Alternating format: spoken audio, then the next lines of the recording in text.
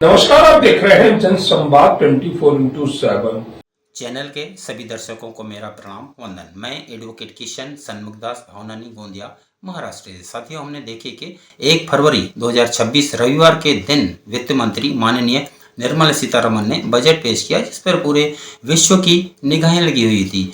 हर क्षेत्र को उम्मीद थी कि हमें कुछ न कुछ मिलेगा। मैंने भी 5 क्षेत्रों में उम्मीद जगाई थी कि 5 क्षेत्रों में कुछ न कुछ मिलेगा। एक पूर्वानुमान किया था, जैसे short term, long term capital gain section 80C, 80D, 80 और होम लोन में कुछ मिलेगा। सेक्शन 87A में कुछ मिलेगा।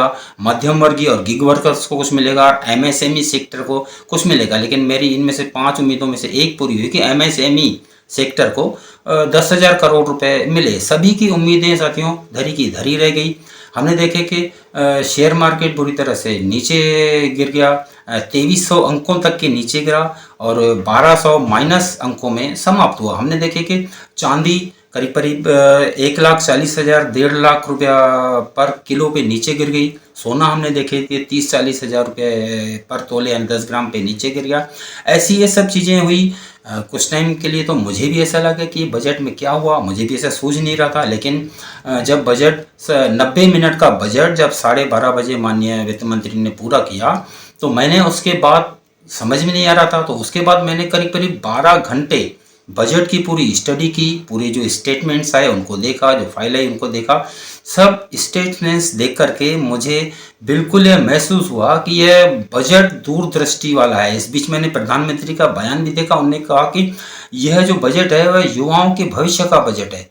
मैंने इस एंगल से भी देखा तो मुझे यह बिल्कुल महसूस हुआ कि बराबर बजट ये एक दूरगामी दूरदृष्टि का बजट है। इसके जवाब में मैं कहना चाहूँगा कि मैंने वहाँ पे देखा कि बहुत से ऐसे एलोकेशंस किए गए थे जो कैपिटल नेचर के थे, जैसे और बजट की जो मैंने एक देखा उसमें परंपरा को, पहले की परंपरा को तोड़ा गया था। जैसे पहले होता था कि बजट पार्ट ए और पार्ट बी में बनाया जाता था। पार्ट ए में गवर्नमेंट की कुछ ये रहती थी और पार्ट बी में रहता था टैक्स स्ट्रक्चर। लेकिन अब की बार ऐसा बनाया गया गवर्नमेंट और टैक्स स्ट्रक्चर दोनों को एक मिला के कर किया गया था, यानी हम एक हैं, दोनों को ऐसा बनाया गया था। उसके बाद मैंने स्टडी किया और देखा तो मुझे यह दिखा कि एक कैपिटल स्ट्रक्चर और दूरदृष्टि वाला बजट है। जैसे हमने देखे कि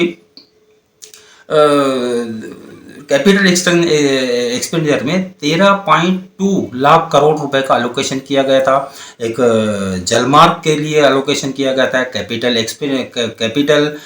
इंफ्रास्ट्रक्चर के लिए एलोकेशन किया गया था।